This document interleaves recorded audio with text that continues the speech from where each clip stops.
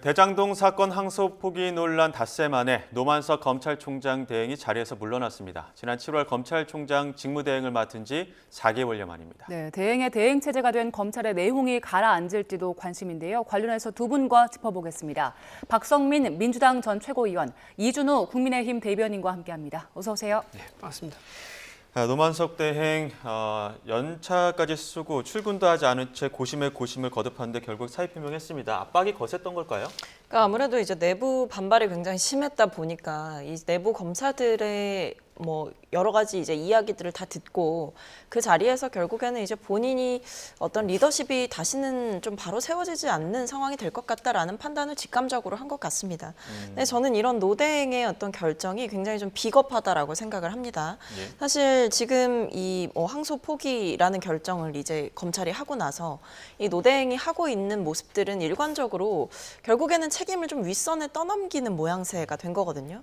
사실은 불필요한 발언들을 했고 오해를 불러일으킬 수 있는 발언도 했습니다. 예를 들면 용산과 법무부의 관계를 고려할 수밖에 없었다라든지 어떤 법무부로부터의 약간의 압박이 있었다라는 취지의 발언들을 비공개 면담 자리에서 한 것이 드러나기도 했었고, 근데 이 부분에 대해서 또 사실관계가 다르다고 보여지는 것이 이 법무차관 같은 경우에는 분명히 이 수사 지휘권을 발동하는 것이 아니다라는 점을 분명히 했고 통상적인 의견 조율이고 협의 정도인 것이다라는 점을 국회에서 분명히 밝혔는데도 불구하고 어떤 수사 지휘권을 발동하는 절차, 서면으로 이제 발동하는 절차도 없었고 혹은 본인이 직접적으로 법무차관에게 이 부분은 항소를 포기할 수 없다라는 의견을 밝힌 것도 아님에도 불구하고 어떤 상황들이 다 벌어지고 나서 사실상 본인도 어느 정도 책임을 지고 판단을 하고 결정을 하고 나서 그 뒤의 일들이 결국 책임을 좀 윗선에 떠넘기는 듯한 모양새를 보여줬고 이 검사들의 반발에 대해서도 여러 가지 이제 판단 근거를 가지고 설득을 한다라기보다는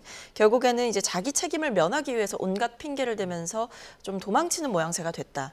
이런 점에서 저는 굉장히 이 노만석 대행의 모습이 책임 회피 그 자체다 이렇게 보여서 좀 답답스러운 심정이 있습니다. 네, 노만석 대행이 사퇴한 것 두고 일단 무책임하다는 평가를 주셨는데 노 대행이 했던 얘기를 보면 이거 나름대로 검찰 지키기 위한 행동이었다. 잘못한 게 없다고 우겨서 조직에 득이 될 게 없다고 싶어서 빠져주기로 한 것이다. 이렇게 밝히기도 했는데 일단 사퇴에 대해서는 어떻게 평가하세요? 사퇴에 대해서 굉장히 비겁하다라고 좀 생각을 합니다. 본인이 사퇴할 그럴 용기가 있었다 그러면 평생을 지금 검사 생활을 몸담고 있다가 지금 불명예로 나오는 거 아닙니까? 그러면 그런 용기가 있다면 끝까지 싸워가지고 항소를 했었어야죠. 그런 용기를 내지 않고 본인은 비겁하게 항소는 포기를 지시해놓고 사퇴를 하면서 검찰을 지키기 위해 했었다는 그런 좀 모순되는 얘기를 하는 건 좀 이해가 되지 않는다는 말씀드리고요. 또 본인이 얘기했지 않습니까?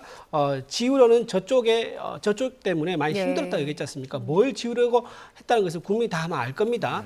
대장동 사건을 지우려고 하는 저쪽 또는 이재명 대통령의 혐의를 지우려고 하는 저쪽이라고 지금 해석할 수밖에 없는 부분이죠. 본인도 검사로서 이거는 좀 내용이 비록 항소 포기를 지시하긴 했지만 본인도 처음에는 항소를 결정했던 당사자로서 도저히 수긍하기 힘들었던 그런 부분을 역설적으로 드러냈다라고 말씀드리고요. 예. 또 하나 상식적으로 봐야 될 것 같아요. 지금 성남시 성남에 있었던 대장동 사건에 법무부가 개입할 일이 뭐가 있습니까? 사실상 법무부는요 어떤 그 대형 사건에 개입한 적이 없습니다. 대형 예를 들어서 수천 명이 피해자가 발생한 폰지 사건이라든가 다단계 사건 이런 거 사건에도 법무부가 직접 개입한 사례가 없습니다. 그런데 이번 대장동 사건 같은 경우에 법무부가 개입을 했거든요. 이게 무슨 의미가 있겠습니까? 그러니까 이재명 대통령을 빼놓고는 설명이 안 되는 부분이죠. 그리고 또 하나 대장동 사건이 생길 때는 당시 시장이 이재명이었습니다. 그리고 이번에 법무부에서 항소 포기할 때 그때 대통령은 또 이재명이었습니다. 그러니까 모든 사건의 핵심에서 이재명 대통령의 일이 빠지지 않는 거예요. 당시의 시장, 지금은 대통령인 거고요. 그렇다면 대장동 사건의 대장은 이재명이 아닌가라고 당연히 생각할 수밖에 없는 거죠. 그런 면에서 지금 노만석 대행이 저렇게 사퇴를 하게 된 것은 좀 비겁한 것이다. 꼬리 자르기를 한 것이다라고 좀 비판할 수밖에 없습니다. 네, 이준우 대변인께서는 이렇게 지우려는 것이 대장동 사건이다 이렇게 말씀하셨지만 또 민주당에서는 좀 다르게 해석하는 좀 측면이 있는 것 같습니다. 민주당의 해석 어떻게 하고 있는지 그리고 국민의힘 반응까지 함께 짚어보겠습니다. 저쪽에서는 지우려고 하고 우리는 지울 수 없는 상황이지 않나. 참 스스로 많이 부대껴 왔다. 이렇게 얘기하거든요. 그러니까 이번 입장에서는 변명을 하는 거죠. 위선에도 흔들리고 일선 검사들에게도 흔들린다. 뭐 이런 식의 주장을 하는 거 아니겠습니까? 예. 근데 결정은 검찰총장 대행이 하는 겁니다. 전 정권이 기소해 놓았던 게 전부 다 현 정권의 문제가 돼버리니까 현재 검찰이 저쪽에서 요구하는 사항을 받아주기 어려운 상황이지 않냐. 윤석열 그리고 검찰 국민의힘이 지난 윤석열 정권 때 사실상 원팀으로 움직였기 때문에 그쪽이 저쪽이다 보이고요. 이쪽은 이제 이재명 정권 민주당 예. 이쪽을 의미한다 이렇게 지금 보이는데요. 이쪽 저쪽이 어디 있습니까? 검찰총장은 중심을 가지고 국민의 입장에서 검찰의 주장을 대변하고 그걸 관철시켜야 되는 책임자 아닙니까? 그런데 예. 이쪽 저쪽 눈치를 봤다. 이 얘기를 자백하는 거나 마찬가지고요. 그 얘기란 말씀이시군요. 자격이 없는 예. 수장, 검찰 수장이다. 이런. 사실은 처음부터 이런 정도의 국면으로 갈 것이라고 예상을 했습니다. 어디에선가 꼬리를 잘라야 되기 때문에 정성호 장관보다는 노만석 총장 대행선에서 꼬리를 자르고 정성호 장관은 나는 잘 몰랐다 정도로 하고 결국은 노만석에게 책임을 지우면서 사퇴를 하는 수순으로 가서 그래야지 법무부와 용산으로 가는 길이 끊어지니까 이렇게 갈 것이다. 저는 그렇게 예상을 하고 있었습니다. 노만석 대행이 그러면 혼자서 본인의 그동안의 그 이력에 먹칠하는 지금 검찰 내부에서는 검찰 역사상 최악의 결정이었다 이런 평가가 나오지 않습니까? 노만석 대행이 바보가 아닌데 그랬을 리는 없고요. 이거는 뭐 분명히 정성호 장관을 거쳐서 용산으로 가는 것인데 민주당에서는 전 정권 눈치를 본 것이다라고 얘기하고 있고 국민의힘은 이거 꼬리 자르기다 이렇게 얘기하고 있는데 정치권 목소리 어떻게 들으셨습니까? 그러니까 이게 뭐 해석이 좀 엇갈릴 수는 있겠지만 뭐 각자의 해석이 중요하다라기보다는 이 노만석 대행이 이런 어떤 불필요한 말들을 한다라는 게 더 문제인 것 같습니다. 오히려 이쪽과 뭐 저쪽을 나누면서 뭐 이쪽에서는 이걸 요구하고 한쪽에서는 이걸 요구하고 그래서 내가 힘들었다. 그러니까 이 말을 하는 거는요. 사실 어떤 사실관계에 대해서 얘기를 하기보다 나도 많이 힘들었다라는 얘기를 하고 싶은 거예요. 그렇기 때문에 저는 비겁하다라는 말씀을 드리는 겁니다. 사실 여기에 대해서 참 스스로 뭐 시간이 길었고 힘들었고 이런 얘기를 한다라는 것 자체가 결국에 뭐 용산과 법무부의 관계를 뭐 고려할 수밖에 없었다. 이런 얘기도 이 검사들이 반발해서 찾아갔을 때 나왔던 얘기인 것이고 이런 뭐 이쪽이 어떻고 저쪽이 어떻고 이런 발언도 사실은 본인이 계속 좀 내몰린다. 어떤 상황 속에서 본인이 굉장히 불리한 위치에 있다. 혹은 검사들의 반발이 너무 심하다. 이런 압박감을 받게 되니까 이런 말을 하는 거라고 생각을 하거든요. 근데 지금 이런 얘기를 할 때가 아니죠. 그러니까 본인이 많이 힘들었다라는 식의 어떤 소회를 말할 때가 아니라 항소포기라는 결정을 최종적으로 내렸던 그 주체로서의 어떤 책임감과 성실한 설명이 필요한 것이고 일선 검사들의 반발에 대한 어떤 설득 이 작업은 그 검찰총장 대행으로서의 리더십을 보여줘야 되는 국면인 것이지 나도 힘들었고 내가 제일 힘들었다. 나도 어쩔 수가 없었다라는 식의 말은 정말 비겁한 책임 회피 그 자체라고 생각을 하고 그런 점에서 저는 사실 굉장히 자격이 없는 모습을 보여주고 있고 이제 와서 이런 얘기를 합니다. 그때로 돌아갔으면 뭐 항소를 했을 것이다. 이런 얘기를 하거나 아니면 뭐 또 수사팀이 항소장을 이미 제출한 줄 알았다라는 식의 아무 말이나 지금 뱉는 상황까지 됐던 거거든요. 그 뒤에 이런 여러 가지 얘기를 한다라고 해서 이 말이 얼마나 진정성이 있고 필요한 말인가에 대한 의구심도 저는 개인적으로 있고 지금 노만석 대행이 해야 되는 말은 혹은 해야 하는 행동은 직을 던지고 사퇴 의사를 표명을 하면서 나도 힘들었다라고 어떻게 보면 국민들께 성토할 것이 아니라 본인이 내렸던 결정에 대해서 책임 있는 모습을 보이는 것이 성실하게 얘기를 하고 어느 정도 설득을 하는 것이 그런 작업들이 있어야만이 사실은 본인의 직에 맞는 어떤 공직자로서의 자세를 보여주는 게 아닐까라는 생각이 듭니다. 네, 노만석 대행이 그 퇴임식에서 공식 입당을 밝힐 것 같은데 아직 정작 중요한 이야기가 안 나왔거든요. 그간에 그 항소 포기 결정하는 과정에서 어떤 소통이 있었는지 그 경위에 대해서는 아직 밝혀진 게 별로 없는데 퇴임식에서는 어느 정도 구체적인 이야기를 할 수 있을까요? 글쎄요, 지금 아마 퇴임을 이제 사퇴를 의사를 밝혔는데 퇴임 시간은 그 중간 사이에 상당한 또 외압이 있을 거예요. 여기저기서 연락이 와가지고 너 어차피 사퇴하는데 이번 정부에 부담을 주고 사퇴할 거냐? 너 이번에 검찰 대행하면서 검찰총장 대행하면서 우리 이재명 정권에서 수혜를 입었지 않느냐? 은혜를 이런 식으로 갚을 것이냐? 라고 하면 상당히 부담을 느낄 겁니다. 그런데 지금 또 거꾸로 생각하면 본인이 사의를 자인으로 돌아가기 때문에 못할 만한 뭐가 있느냐라고 하면서 그동안 있었던 외압에 대해서 구체적으로 밝힐 수도 있을 것 같아요. 특히 이번에 굉장히 좀 본인이 좀 배신감 느낄 수 있는 게 어떤 부분이냐면 정성호 법무부 장관이 이렇게 얘기합니다. 그 정도 의지면 지위를 요구하든지 했어야 한다는 얘기하거든요. 근데 사실상 정성호 법무부 장관이 신중하게 해라. 그걸 3번이나 말했단 말이에요. 항소하겠다고 했는데 항소하겠습니다. 항소하겠습니다. 그때마다 신중하게 해 라고 한 말은 하지 말라 그 말 아닙니까? 그런데 이것을 마치 나는 하지 말라는 말 한 적 없다고 하면서 그 정도 빈약한 의지 가지고 무슨 검찰총장 대행을 했느냐라는 식으로 비난을 한 거예요. 자, 지금 이제 노만석 대행 입장 생각해 보면은 전 국민의 입장에서는 굉장히 비판을 받고 있죠. 그리고 이재명 정권에서는 지금 버림받는 상황이 돼버린 거예요. 지금 총장 대행하면서 승진도 못하고 사퇴까지 하면 자기는 돌아가면서 이번 정권에서 얻는 게 뭐가 있습니까? 아무것도 없는 상황이죠. 저렇게 국민들한테 비판받고 이번 정권에서 버림받는 이런 상황이 되게 참 딱해 보이는데 처음부터 권력 앞에 눈치를 보고 무릎 꿇은 것부터가 잘못입니다. 그때 원칙대로 처음에 수사팀과 공판팀의 의견을 다 모아준 대로 항소를 했었어야지 문제가 없는 거예요. 만약 항소하지 않습니까? 그때 정성호 법무부 장관이 수사지휘권 발동했다. 그러면 살아남는 거예요. 왜냐하면 나는 항소를 하자고 그랬는데 정성호 법무부 장관이 공식 문서로 수사지휘권을 발동해가지고 항소 포기됐다라고 하면요. 모두 화살은 정성호 법무부 장관한테 갔을 겁니다. 그럼 본인은 아무 문제가 없는 거죠. 그러니까 본인이 저렇게 심약한 결론을 내려놓고 저렇게 사퇴하는 모습은 스스로 자초한 일이다라고 생각합니다. 앞서 그 대장동 그 항소 포기 사태와 관련해서 이야기를 나눴고요. 또 이제 노만석 대행의 사퇴로 또 이제 검찰총장 대행의 대행 체제가 되는 건데 그렇게 되면 검찰총장, 차장부터 서울중앙지검장까지 사의를 표명한 상황에서 지금 검찰 조직이 제대로 돌아갈 수 있을 것이냐 이런 의문을 갖고 있는 측면들도 많거든요. 어떻게 보십니까?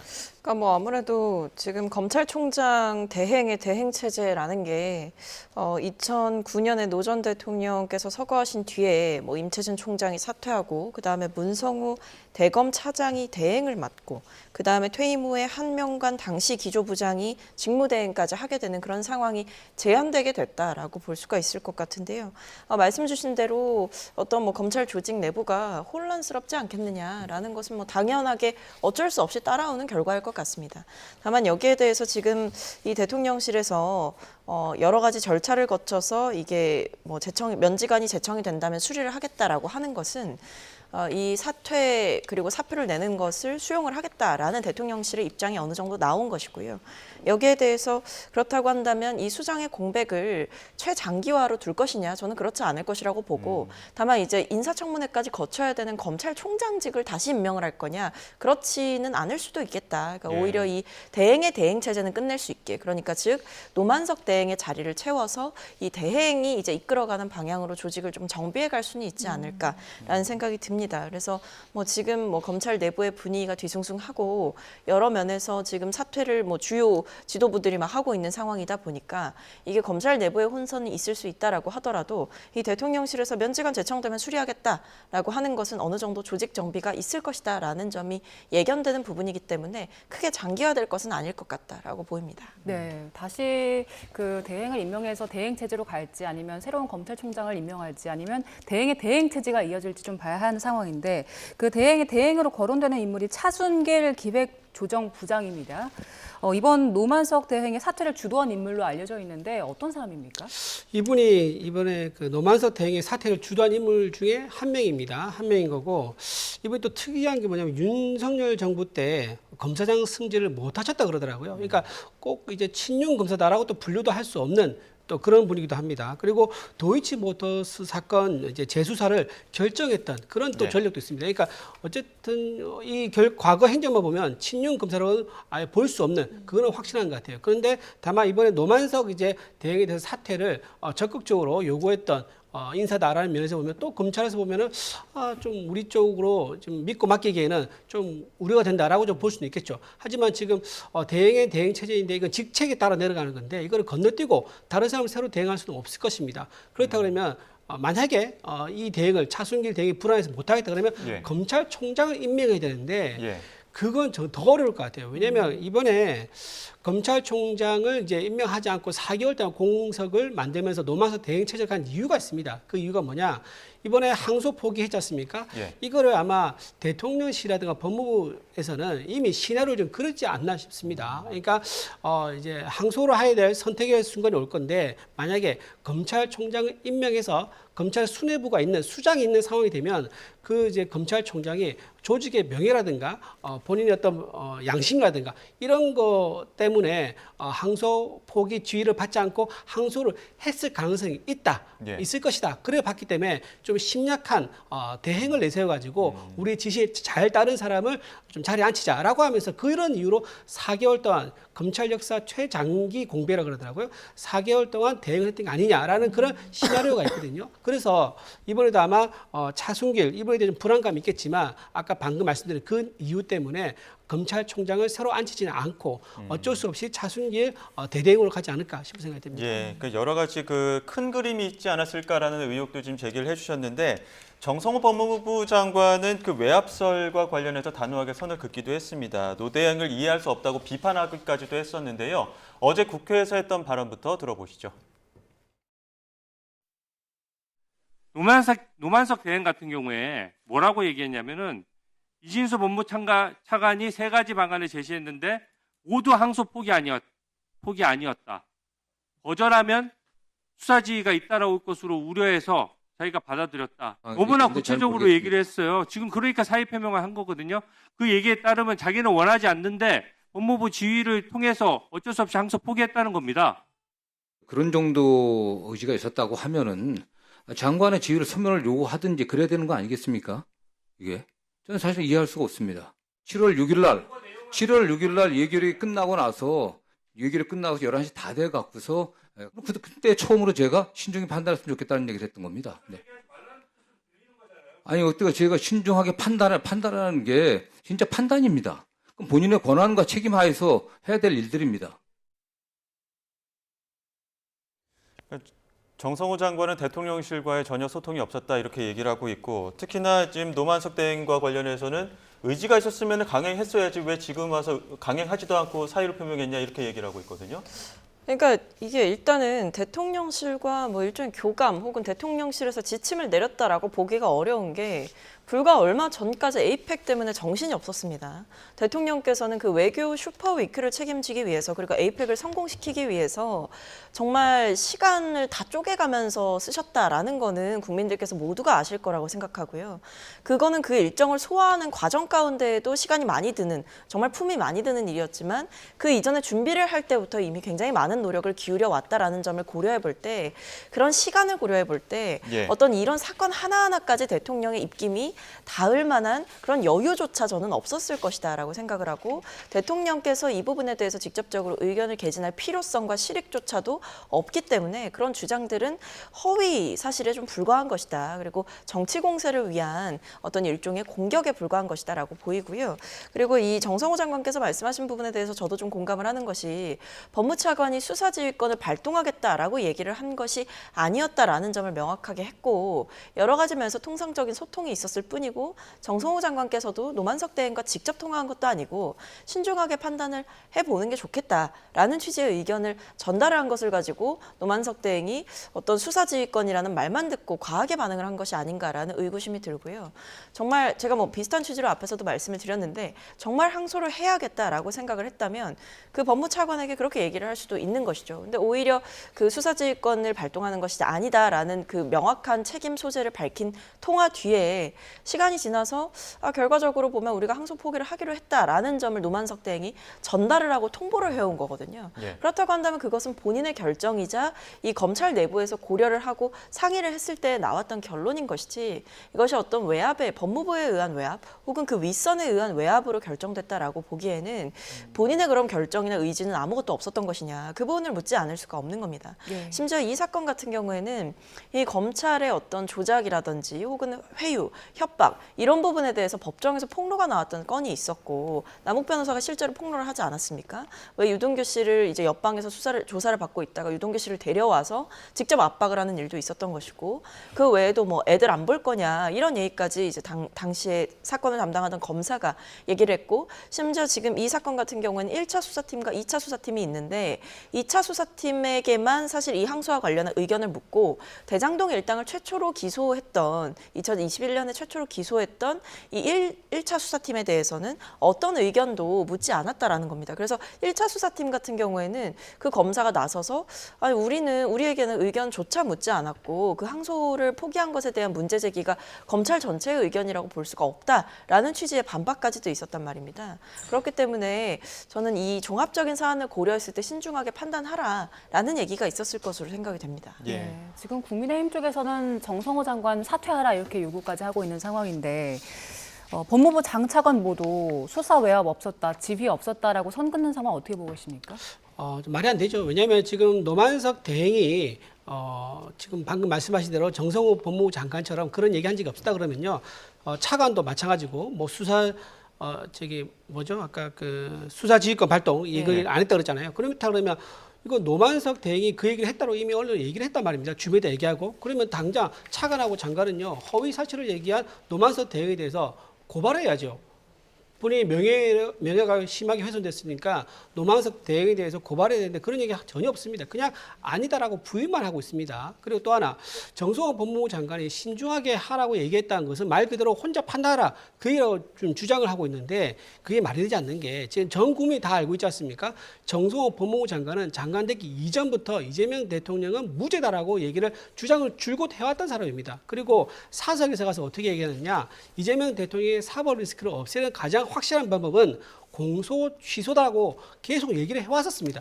이렇게 했던 사람이 법무부 장관이 됐으면 본인이 평소 생각했던 것을 법무부 장관으로서 구체적으로 실행할 수 있는 권한을 가지고 있는 높은 자리에 있단 말이에요. 근데 그런 사람이 항소하겠다는 보고서가 올라왔을 때 신중하게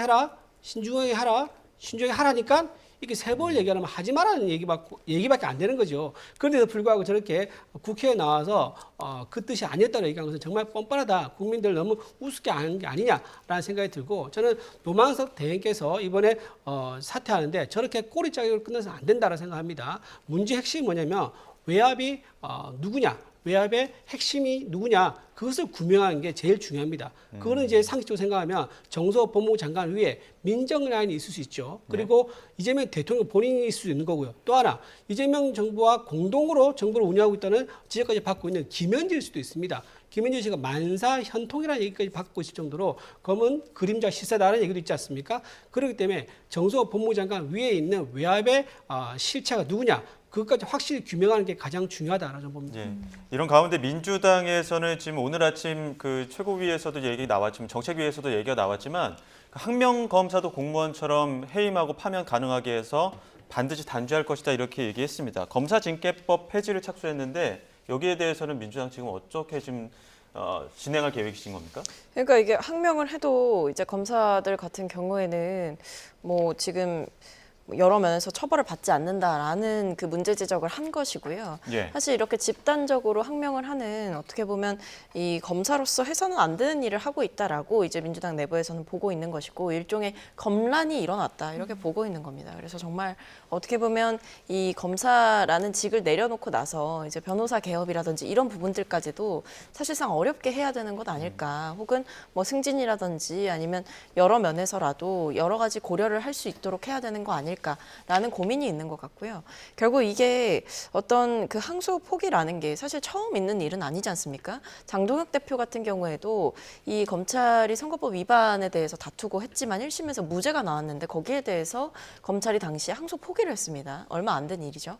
근데 그렇다고 한다면 그러니까 본인들이 뭐 유죄라고 주장을 했는데 무죄라고 나온 건들에 대해서 항소를 하지 않고 넘어가는 것이 있을 수 없는 일이다라고 판단을 한다면 그 모든 사건마다 건건히 다 봐야 되는 겁니다. 당장 그 장동혁 대표와 관련된 것만 하더라도 검찰이 원하는 대로 되지 않았다라고 한다면 바로 항소를 했었어야 되는 게 맞는데 항소를 포기하지 않았습니까? 그러니까 이런 케이스들도 있고 항소 포기한 사례가 사실 이 사안에만 처음으로 있었던 일이 아님에도 불구하고 이 사안에 대해서만 과도하게 이렇게 반응을 하는 것 자체가 일종의 정치적인 목적을 가지고 움직이는 것이 아니냐라는 점에 대해서 민주당이 크게 문제의식을 갖고 있는 겁니다. 제가 반박을 안 할 수 없는데요. 예. 지금 이제 항소 포기가 선례가 있다 그러는데 그거는 이거랑 다릅니다. 이거는 법무부 장관이 개입했다는 썰이 있고 이진수 법무부 차관이 수사지휘권을 발동하겠다는 얘기까지 있었던 거고요. 법무부 장관이 3번이나 신중하게 하라고 얘기했다는 게 지금 확인된 상황입니다.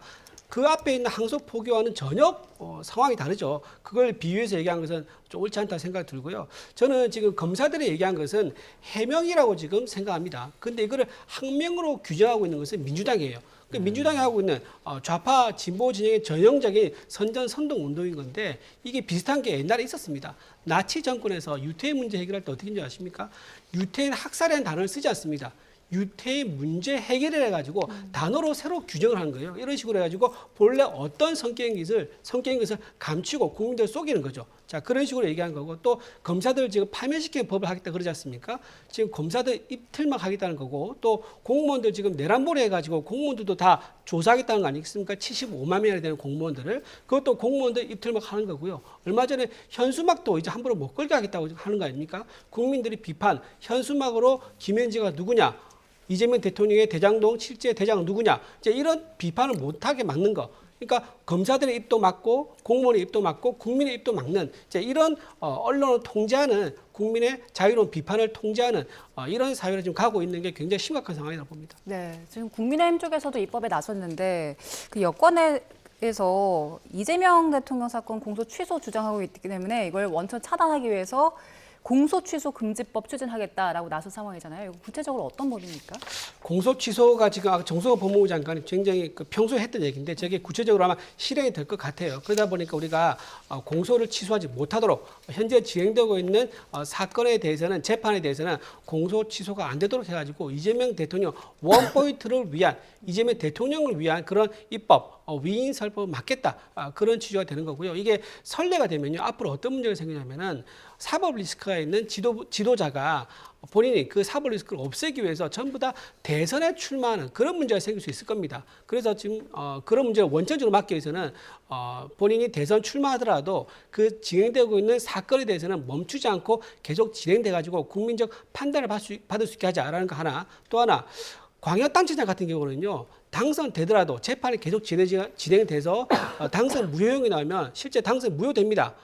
그런 선례가 지금 굉장히 많죠. 광역단체장 같은 경우는. 근데 오로지 대통령에 대해서만 그렇게 예외가 되어 있거든요. 그래서 이것도 형평성에 맞지 않다라는 이제 그런 지적이 있기 때문에 공소 취소를 금지하는 그런 입법을 하려고 하는 겁니다. 예, 여야의 입법 전쟁까지 이어지고 있는데요. 관련 소식은 또 다시 한번 정치권 현장에서 들어오면 속보로 전해드리겠습니다. 두 분 이야기는 여기서 마무리하도록 하겠습니다. 박성민 민주당 전 최고위원, 이준우 국민의힘 대변인 두 분과 함께했습니다. 고맙습니다. 고맙습니다.